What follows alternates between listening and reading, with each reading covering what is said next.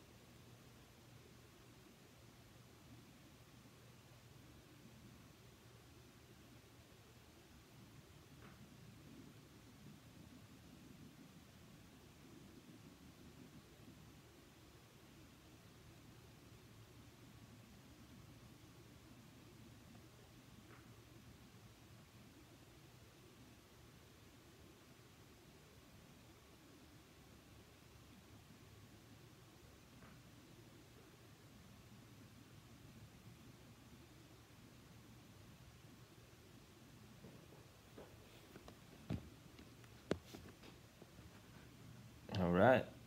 Good morning. Good morning, Chica. Oh, got something on my phone here. Whoops. Oh, what? All right. All right, I'm just going to wait here for a moment, see who comes to life. Drew, good morning. Got to set this up so I can see. Amanda Rand came back. Good morning. Shanna, good morning. Up early, we got 5 on Facebook. People were waiting. Dave Scott, good morning. Thanks for coming. So good. All right, let's get up here where I can make sure I see everything. Good morning, Mella. Haha. Shanna's awake. I'm kind of awake as well.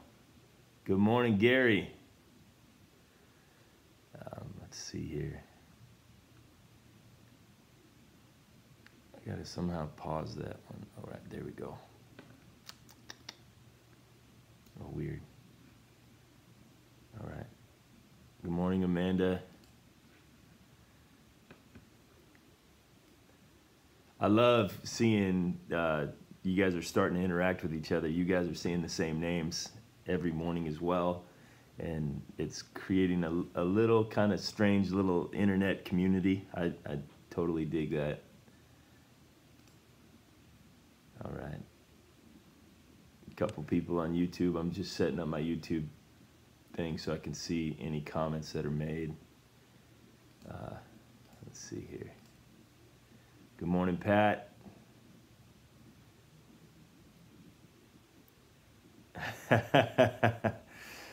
Good morning, Mom. Gary's been up since 3:30.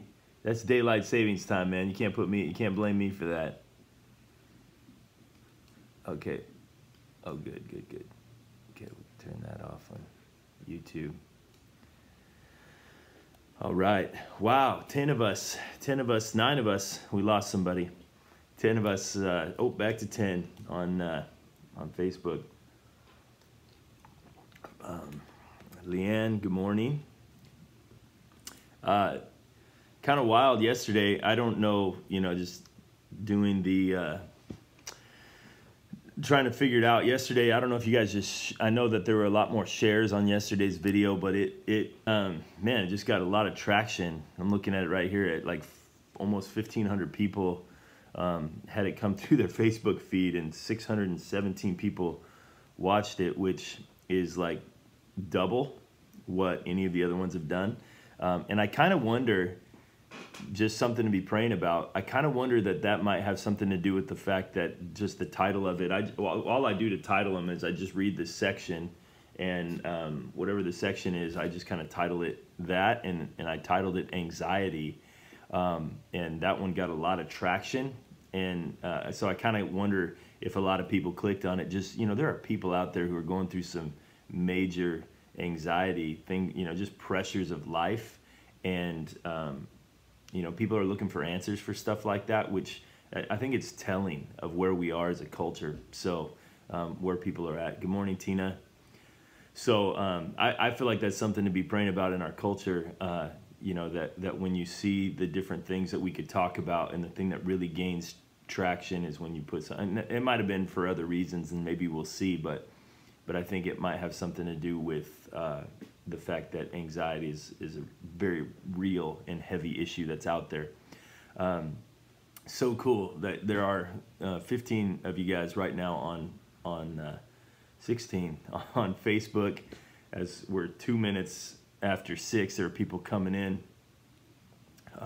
It's crazy to me that there are people that are waking up. This was an idea. Good morning, Danny Hand. That guy, I love it. Oh, Adam, good to see you. I did get your message last night. I was at a movie with my boys. We were watching Thor. Hopefully I didn't lose anybody like, wait, he watches Thor? That's not allowed. Yeah, Thor, watching it. The False God of Thunder. It was funny-ish. I feel like I'm getting too old to really love Marvel movies, but I don't know. My imagination is fading.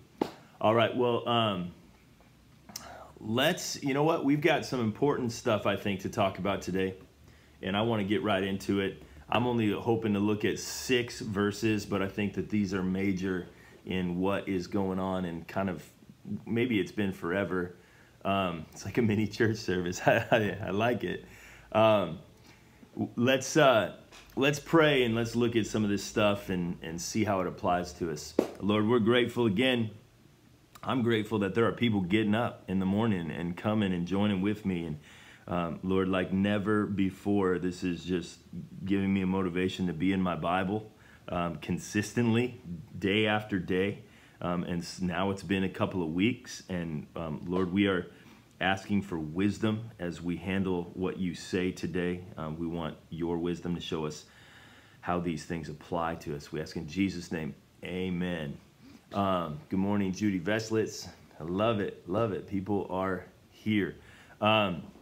So, man, this section, these 6 verses that we're going to look at today, as I've been kind of reading them over and all these ideas, all these connections have been coming, and I probably should get good at making notes of these things so that I can share them with you, but I'm just going to trust that God's going to bring them back to my mind as we go through, because I feel like there's a lot of things that these touch on, and this is specifically speaking of judging people.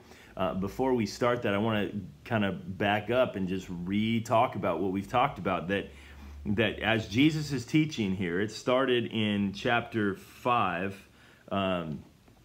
Jesus began to teach what is known as the Sermon on the Mount, and as he's good morning, Jose, on YouTube, good to see you.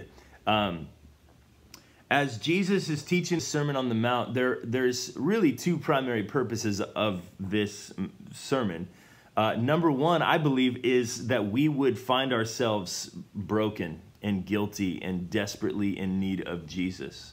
That is the main thing, that Jesus is taking things that we know to be true from the rules of God, the laws of God, the standard of God, and just in case perhaps we think that we have measured up to God's standard, Jesus is elevating it. Jesus is saying, even though you think, you're good because you've never murdered anybody, let me tell you, you're guilty because of the hatred towards others in your heart. Just because you think that you're good because you are not sleeping around, I want you to know that you are guilty because of the lust that is in your heart. Each thing that he's laid out is to show us our guilt, to show us that we are broken, that we are sinners. Now, the second thing that is important about these is to recognize that God's law is not bad. God's law is actually good for us. It is good to see it and to recognize that if we were to live it, if we were to cast out lust from our heart, if we were to cast out this anger that's in our heart, that is actually healthy. It's not to say, oh, I'm guilty, so I give up. But it's recognizing God's law is good. The standard, the perfect standard of God is good. I just can't live it. I just can't measure up to it. So I need Jesus. Now, not only do I need Jesus' blood to cover my sin, now this is This is the next step, and I'm just going to put it out there. But I also need the Spirit of God to empower me to live out God's standard. And it's a process. I'm going to give you a Christian word today. It is a process called sanctification. It's a process where God takes us where we're at, and as time goes on, we continually grow by the power of His Spirit in holiness, in righteousness. So we start in one place, and hopefully we're moving forward. The danger of that is as we grow as Christians, as we grow in the Spirit of God, as we grow, one of the tools that are, I would say, weapons that is used against us, evil weapons, satanic weapons, is pride. So what happens is we find ourselves broken before God. We turn to Jesus. We cry out to Him. We ask for His help by His Spirit. We continue to grow. We start seeing some of these sins fall off of our lives. And then as the sins fall off of our lives, we start thinking, all right, I got this down. I'm nailing it now. And then we develop this kind of spiritual pride, which is, I think, a common thing in the church. Every morning, this guy gets up at 6 as well. If you can hear him out there outside, there's always a truck out there making a bunch of noise. I don't know if you guys are picking that up. So, context, we're all caught up. Let's look at verse 7. We got 6 verses. We got about 20 minutes. It says this: judge not that you be not judged. For with the judgment you pronounce, you will be judged. And with the measure you use, it will be measured to you. So this is one of those common things that, a lot of people out there don't know a lot about what Christianity stands for. They don't know a lot about what Jesus stands for, but they know this verse. They know this verse. So they're out there, they're doing their thing. They're living in their own way. And the Christian comes and says, that is not good. That is not, that is destructive. That is evil. And their thing is, hey, don't judge me, bro. That's the don't judge me, bro verse. Like, they know this one. Hey, you're a Christian. Bible tells me you're not supposed to judge me. And there's truth to that. We're going to talk about that and unpack that a little bit. But Jesus says to them, don't judge and you won't be judged. The measure that you judge, it'll be measured back to you. Here's the thing, this judgment. Now, we're going to, as we get into chapter 7 a little bit more, we're going to realize that there is a, good morning, Robin and Sadie. Good to see you guys. This idea of judgment, man, let me back up and regather my thoughts. I just love seeing you guys because I know you guys, and when you're popping on there, this measure of judgment, as it goes out, there is a judgment that is good. There is a judgment that is bad. Now, the judgment that we're speaking of here is this condemnation. It's this judgment of condemnation of you're never going to make it. I talked to a guy one time, and he was talking about his son who was backslidden, walking in the ways of the world. And as he's walking in the ways of the world, this guy would describe his son as paving his road to hell. That's the kind of judgment I think that we need to stay away from. This judgment of condemnation, this judgment of, I have determined that you are no longer walking, you are no longer a Christian. But there is judgment of actions that the Bible speaks over and over that we are to look at, and we're to judge a tree in its fruit. That's actually coming up in this chapter, okay? So that kind of judgment, just common sense judgment is actually a good thing. But we need to focus on this judgment today. The judgment that I give out is going to come back my way. The judgment that I give out is going to come back my way. If I look at you and tell you which movie you shouldn't be watching, you're going to come back and you're going to tell me, well, what about the movies you're watching? If I'm out there just kind of always critical, people are going to be critical of me. If my voice is known as a voice that is constantly critical of other people, if I come across, even in a video like this, if I come across as I'm the expert of everything, then other people are going to come and they're going to be like, no, you're wrong in these areas. The judgment that I put out there is going to be the judgment that comes back to me. People will judge that way. One of the ways that I see this happening in my own life is as a dad. You know, part of my job is to keep an eye on my kids and to to speak to them and to communicate to them the things that you're doing are destructive if they're doing destructive things. You know, it's to help direct them. It's to just keep an eye on them. You know, what are they watching? What are they talking about? What music are they listening to? Who they hanging out with? All that kind of stuff. But here's what I found. My boys are now at an age. They're both teenagers, and they're at this age now where they're not at the point where they've spoken out about it yet, but they're at this point where I'm picking this up, where I can say something to them. You know, when they were little, it was easy. It's like, well, you can't watch this show, you can't go to that movie, you can't hang out at this place or whatever it be. But now that they're teenagers, you're realizing that the wheels are now turning in their head. And so as I make this statement of you can't do this because that's bad for you, now you could see it in their minds. They're saying, well, then why are you doing it? Why are you watching that show? Why are you going to that movie? Why are you able to have that kind of freedom? Why is it that it's not good for me, but it's good for you? And so it's coming across, that's kind of how it works. Like that we can't just go out there and judge everybody else without the expectation that it comes back to us, that the same truths apply, okay? And so we need to be those that are merciful and gracious. And I love that. Go all the way back to Matthew chapter 5. He said, blessed are the merciful, for they shall obtain mercy. If you want mercy to come into your life, you got to be the one who's putting mercy out. I feel like there's more even on that verse, but we need to move. This one is powerful. Why do you see the speck that is in your brother's eye, but you do not notice the log that is in your own eye?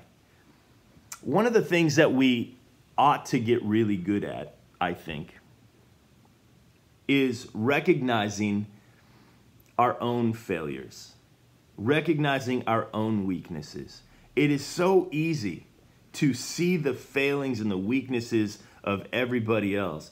And he's saying, you know, how is it that you're seeing that speck in somebody else's eye? You're seeing that little tiny thing that's going on in somebody else, but you're not seeing that just that log that's coming out of your own eye, that issue that is so massive in yourself. How are you missing this one, but you're seeing that in somebody else? And, you know, man, Christians are notorious for this, aren't we? I mean, just like religious people go to church and they just kind of scan the church service and you know, I mean, I've had some crazy stuff said of, you know, well, she shouldn't be wearing that and he shouldn't be and saying those things, and you know, just all of these judgments that come on that we're just looking. I mean, it's a wild thing. We could have our, you know, screaming match before church on a Sunday morning, show up at church, and then judge what somebody else is wearing. I think that's that idea of this plank in one person's eye and recognizing the speck in the other person's eye. I think we see it culturally. We love to hang out in the areas that we don't wrestle. We love to discuss the areas that we don't have. We love to talk about, now some of this stuff is going to get touchy, I think, as we look at some of this. We love those of us who are not in a situation where, how do we deal, like, there are some big issues in the world today. You know, some of the stuff coming to my mind, one of the majors is abortion in my mind right now. And we love to have a hard stand on abortion, and it's important to really come before the Lord with that. But we love to have that hard stand, but we love to do it, especially when we're not in a place where we're dealing with it, where we ourselves are not in a position where we're making decisions that have anything to do with abortion. All we're really doing is talking about it in a blanket way. And we're going to talk a little bit more about this, of how to do it, hopefully in a way that would honor God. But just that being an issue, I mean, there are people who are they just don't know what to do. They just don't know what to do in life. And the Christian voice is not helping. The Christian voice that's out there and just screaming and yelling stuff and posting random political garbage on Facebook isn't actually helping the situation most often.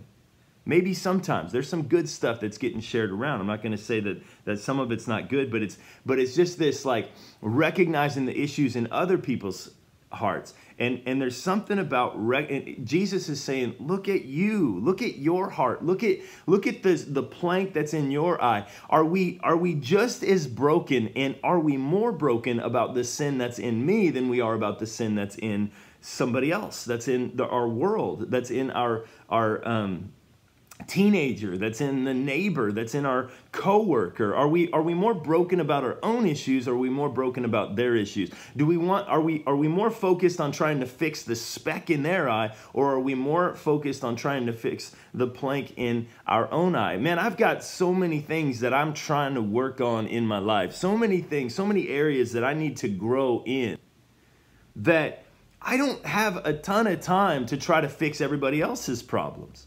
I just don't have that in me. I don't have the energy. I don't have the wisdom. I'm just trying to get through, like, how do I grow? How do I go from where I started to where God would have me to be? How do I move a little bit further?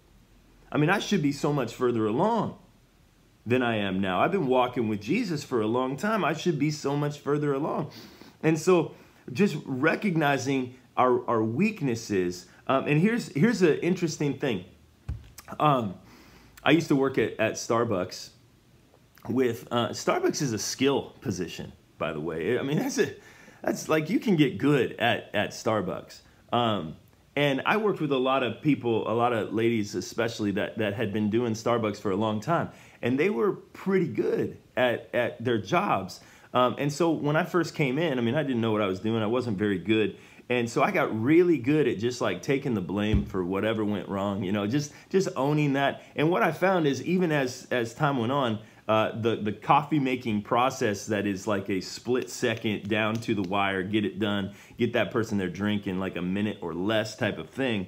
That process, I never got better than the other ladies that worked with me.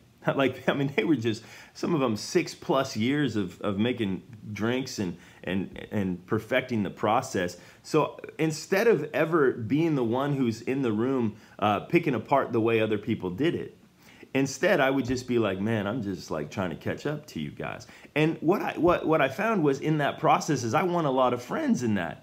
You know, there was never a tension between me and other people, because, you know, there was no competition between them. But I did see some of the experts at times would judge the way that other people made coffee. They would seriously do it. And I think there's a principle in that in the real world.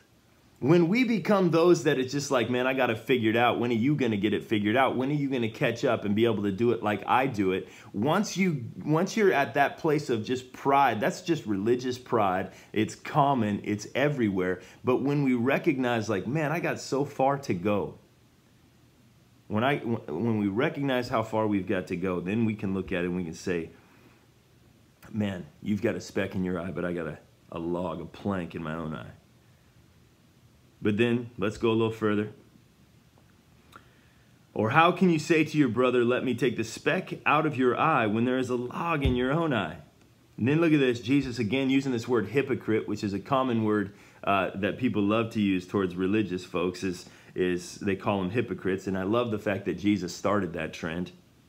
He says, you hypocrite, first take the log out of your own eye, and then you will see clearly to take the speck out of your brother's eye. So first, hey, deal with you first. Now, there's I think a little bit of wisdom here. You are never, ever going to get to the point where now, this is debatable. There's some people that are going to argue this, but I don't think you will ever get to the point where you say, you know what? I'm good. There's nothing in my eye anymore. There's no more issue for me. There's no more, I don't need to focus on me. I've got me figured out. I'm nailing it. Now is the time that I can go out there and fix everybody else, okay? I don't think that day's ever coming. Now, I do think that we can help other people. Now, that's what I want to talk about next. But we will spend a lifetime working on our own stuff. We will discover, as we remove one plank from our eye, we will discover another one that we didn't even know was there, okay?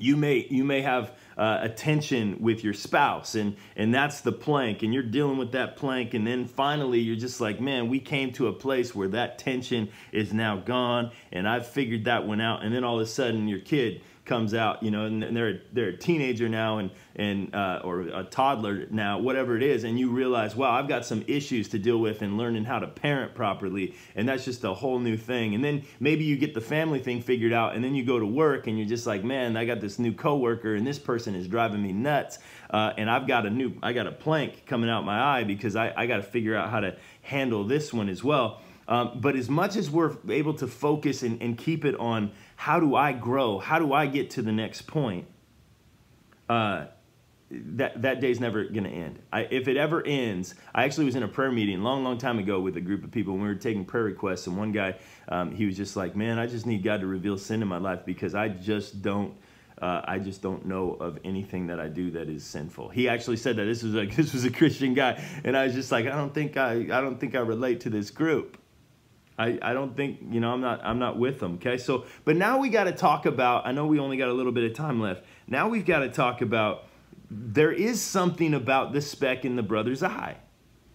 It's not that we just ignore the speck in the brother's eye, but truly we're looking at it and we're saying, okay, if I can remove the plank from my eye, then I can help him remove the speck from his eye. Now, this is, I feel like, the most important part when we're in this process of seeing somebody who's practicing something that's destructive, practicing something. You know, we talked about abortion. There's a thousand other things that could fall into this. So somebody who is going through something and they've got this issue that's going to destroy them. It's causing them this constant irritation, whatever. I mean, there's a whole fill in the blank with your issue. Here's the thing. The goal is to help them remove it. The goal is to help them remove the splinter from their eye. The goal is to help them see it. That's the goal. The goal is not just to speak about it. The goal is not just like, hey, here's the thing. Modern religion has this belief system that says, if it's true, it should be said. I honestly think that that's lazy. We have this belief system that says, hey, we need to just speak the truth, and the truth is, you know, if it's bad, we call it out as bad, and that's what we're known for. It's just pointing at stuff and saying bad, bad, bad. That's kind of where we're at. But I think it's lazy because the goal of that kind of discussion and that kind of thinking is not to remove the speck. It's just to identify the speck. And I think it causes us to feel better when we identify sin, when we identify something wrong with a situation or a person. But the goal is not to help remove it. You know, there's a pastor that has been, you know, a guy, Carl Lentz, who's been coming up on my Facebook feed because he's very well known. He's at a church in New York City, and he hangs out with celebrities, and he wrote a book, and so he writes the book, and because of his status in society, they invited him on the show The View, and to kind of promote his book, talk about his book, and he's on the show for about 10 seconds when the first question they asked him is, they said, where do you stand on social issues, things like abortion and things like gay marriage and all these types of things? And you know, you could see instantly he was on his heels. He's like, are you kidding me? This is the question. This is the first thing you're going to put out there. And you can see he's kind of, you know, he's reeling a little bit, trying to figure out how to answer this. And he kind of danced around it. Like, you know, he didn't just say, well, I think this, and he didn't come right out and say it straightforward, which people have taken the clip and they're putting it on Facebook. And then there are comment after comment after comment, Christian people just trashing on Carl Lentz. Just going just to town of, this is what he should have said. This is what he should have did. And judging the way that he should have done it. Now, first of all, we got to recognize he has the audience that he has because part of it because he dances on that issue, on these issues. But here's the thing. he never once condoned anything, but what he did do was he said, hey, before I want to talk to people about what sin is in their life, I want to know their name. That's what he said. But a lot of the things that are coming out, these people are saying, hey, this was an opportunity for him. And here's my take on it. I feel like if he just straight up said, well, this is wrong, this is right, and just put it right out there, the conversation ends at that moment. There's people who are coming into his church with very real needs, very real questions, and those conversations end that moment that he makes that stand. Now, one of the comments that I read was, hey, a direct question demands a direct response. That was one of the questions, or one of the comments from the video of his time on The View. And I didn't comment on it, but I had that, like, maybe I should, but I was like, it won't do any good. It's the same thing. It's just endless debate. But here's the thing. Jesus almost never gave a direct response. They would constantly put Jesus, and we'll see that as we're going through this, they will constantly put Jesus in a place of, if he says this, he's going to get in trouble. And if he says this, he's going to get in trouble. And Jesus will wisely kind of dance a little bit and kind of control the situation. That was kind of how Jesus did it. He didn't give in to the expectations of either side. They would intentionally set him up, and he would take the right time to say the right thing. Now, Carl Lentz is not Jesus. Could he have done it better? Yes, he could have done it better. But this idea that the Christian community, not a single good thing was said about him. I made one comment, and my one comment was, I love Carl Lentz. I can't wait to read his book. That was all I said. And in my mind, I'm thinking that should be the Christian response. It should be the Christian response, that we just say, you know what, this guy, man, that was a pressure situation. I don't know.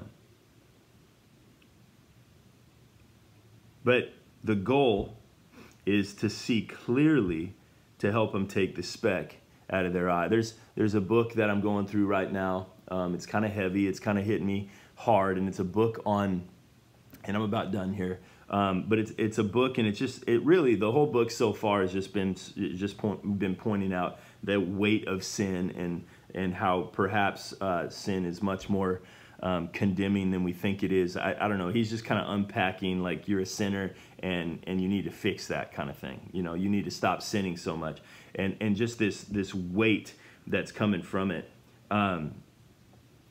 And the one question that I'm asking as I'm listening to this book is not, should we stop sinning? Because the answer to that question's obvious. Yes, we should. The question that I'm asking is, how do we stop sinning? I think that that's the question that the majority of people are out there wanting to know the answer to. Whether when it comes to things like abortion or gay marriage or any of these, whether we're living with somebody that's not our spouse and sleeping with somebody who's not our spouse, or whether we're drinking things that we shouldn't be drinking, or smoking things that we shouldn't be smoking, or just we have this anger within us that rises up. The question that people are asking is not, is this right or is this wrong? The question that people are asking is, how do I stop? It's all right, Chris, good to have you on here, man. The question people are asking is, how do I have victory over this? Because that's the answer that nobody's giving. The thing that they're saying, we're just putting the law out there and saying this is wrong and this is right. But the question that people need to know the answer to is how do we do it? How do we get free from it?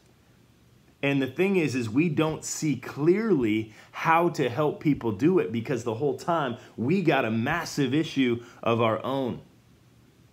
And until we can deal with the massive issue of our own, we will not see clearly how to help them. I was listening to a pastor this morning, and he said, I'm not sure that, his view was, he says, I don't feel that I have the right to point out that somebody's feet are dirty until I'm willing to wash their feet. If I'm not willing to help them walk through it, if I'm not willing to help them navigate, and then I don't really have the right to point out that it's a problem. Until I can see clearly to be able to get them through the situation. There are some people who will tell you, and they will be all kind of vocal about what to do. A girl gets pregnant and she's in a situation where You know, and this is just the issue that I'm using as an example. There are thousands of issues, and this is a major one. But a girl gets pregnant, and she just looks at her future, and all of her future has just ended in that moment, and she doesn't know how she's going to be able to do this. And she's got half of the society telling her, "Hey, you know what? You could end this thing tomorrow. There are clinics that'll take care of this kind of thing." And then she's got this judgment side on the other side. But here's the question: who's walking with her? And there are people who are walking with her. There are people who say, "Hey, we will help you." There are those people out there. We will help you. There are people out there who not only will have a stand on issues like abortion, but they will also say, "You know what? I'm going to adopt some kids." There are people who are going to say, "Hey, I will be part of the solution. I'm not just going to be part of the voice pulling up the law on everybody." The key is that we have clarity in how to deal with these kind of things, that we can help people get past these issues.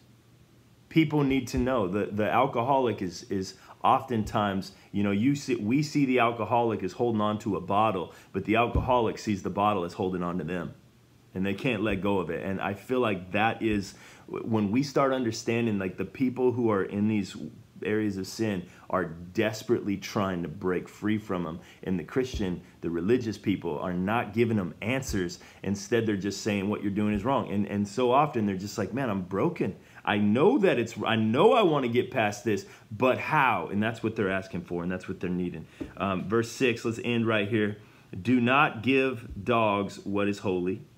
Dogs were not a good thing back then. I mean, they were like these, in some third world countries, it's still the same thing. They're just kind of these mangy things eating your garbage. "Do not give dogs what is holy, and do not throw your pearls before pigs, lest they trample them underfoot and turn to attack you." There is this idea that when we are out there speaking to people, and that we're considering the audience, that we're considering who we're talking to. That is key, I think. Okay, now how does this play out practically? Think about it. Like, you got pearls, you got something valuable, something precious. Chica, I'm going to get to that comment when I'm done here, and I want to see what you had to say. But we got pearls. We're not going to throw them in the pig pen. We're not going to throw them in the mud. Pigs don't appreciate pearls. The idea, the practical sense of this is this: that we need to consider the message that we're giving and who we're giving it to. And it's not, I don't know that this is intended to be offensive. You know, "Hey, you're a pig, so I'm not gonna give you this kind of." See you, Martha. Thanks for joining with us. But I honestly, I think that if Carl Lentz on The View just threw down like, "Hey, let me throw some hard stance on abortion and gay marriage on The View today," I don't think that would have been fruitful in any sense at all. Like, I think pulling away from it was probably the better thing. Starting a debate with people who are absolutely ready to pounce is probably not the best way to save babies' lives. Honestly, I think it's probably not the best way to save lives. And the goal is not to voice abortion.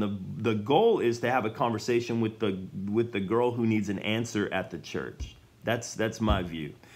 So, man, I love you guys. I got a comment that I'm gonna read on YouTube, and if you guys got to check out, you got to check out. I'm gonna stay on here and just see what she said. She had a long comment. I didn't have time to read it. She says, "How about just let God be God? Free will is a blessing, but also a huge responsibility. I say, if it's none of my responsibility, it's none of my business." Yeah, I think that there's something, taking responsibility, if we're willing to do that. Yeah, Amanda, thanks for joining us. 6 a.m. every morning. If we got to be willing, right, to take responsibility. We got to be willing to say, "You know what, I'm going to help. I'm going to be part of the solution. I'm going to move forward." This idea of judging others, it is very, very easy to see the speck in somebody else's eye. Very hard to actually help and be part of the solution. And again, recognize how much you and I need to grow as well. That's key. Cool. I love you guys. Yeah. I'm just reading comments. Cool. We'll see you guys hopefully tomorrow. Thank you guys. I love the fact that there are people getting up. If you know anybody that would benefit from this, feel free to share it along to them. It's an amazing thing that people are benefiting from this. Just a crazy idea that I had in my head. So if you do, send it their way. Some of you guys found it just that way. And I will see you guys tomorrow, 6 a.m. We are going to talk about this section. It says, ask and it will be given. That's massive. Let's see what God has to say about it. Later.